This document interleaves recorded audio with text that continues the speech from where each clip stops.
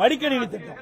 இந்த மடிக்கணினி திட்டம் இது மாண்புமிகு புரட்சித் தலைவி அம்மா அவர்கள் தமிழகத்தினுடைய முதலமைச்சராக அரியணையில் இருக்கின்ற பொழுது அரசு பள்ளியில் படிக்கின்ற மாணவர்கள், அந்த மாணவர்கள் திறமையானவர்களாக, அறிவுபூர்வமான மாணவர்களாக விஞ்ஞான கல்வி கிடைக்க வேண்டும் என்ற அடிப்படையில் சுமார் 52,36,000 மாணவ மாணவிகளுக்கு விலையில்லா மடிக்கணினி கொடுத்தோம். இந்த அரசு அப்படி நிறுத்திக்கிடுது. அதுக்கு பிறகு 4 ஆண்டு காலம் தொடர்ந்து சட்டமன்றத்தில் நாங்கள் வலியுறுத்தி வந்தோம். எங்களுடைய சட்டமன்ற உறுப்பினர்கள் வலியுறுத்தி வந்தாங்க.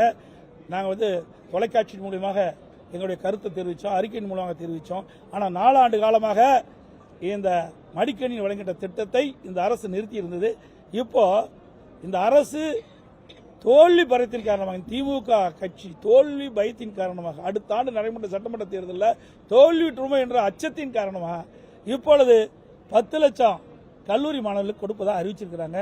அது கூட முழுசாக கொடுக்க முடியாது. ஏன்னா அறிவிச்ச உடனே அதில் அதை தயாரித்து கொடுக்கிற அளவுக்கு அந்த நிறுவனம் இல்லை என்றுதான் எனக்கு கிடைத்த தகவல்.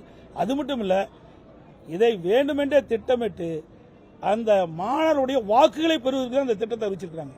உண்மையிலேயே அந்த மாணவர்களுக்கு நல்லது நடக்க வேண்டும், நன்மை கிடைக்க வேண்டும் இருந்தால் இந்த கல்லூரி துவங்குவதற்கு முன்பாகவே இதை கொடுத்திருந்தா பயனுள்ளதாக இருக்கும். அதில் கடனுடனே வாங்கி, கல்லூரி திறந்த உடனே கடனுடனே வாங்கி அவர்கள் அந்த மாணவர்கள் இன்னைக்கு இந்த லேப்டாப் வாங்கியிருக்கிறாங்க. அப்புறம் 3 ஆண்டு முடிஞ்சு மாணவர்கள் வெளியே பட்டப்படிப்பு முடிஞ்சு அவர்கள் அந்த பட்டப்படிப்பு முடிஞ்சு போகின்ற காலத்தில் இப்போ அந்த மடிக்கணினி கொடுக்குறாங்க. அதனால எந்த ஒரு பயனும் மாணவர்களுக்கு கிடைக்கல. ஆக வேண்டுமென்றே திட்டமிட்டு அதிமுக ஆட்சியில் கொண்டு வரப்பட்ட திட்டம் முடக்கிறாங்க.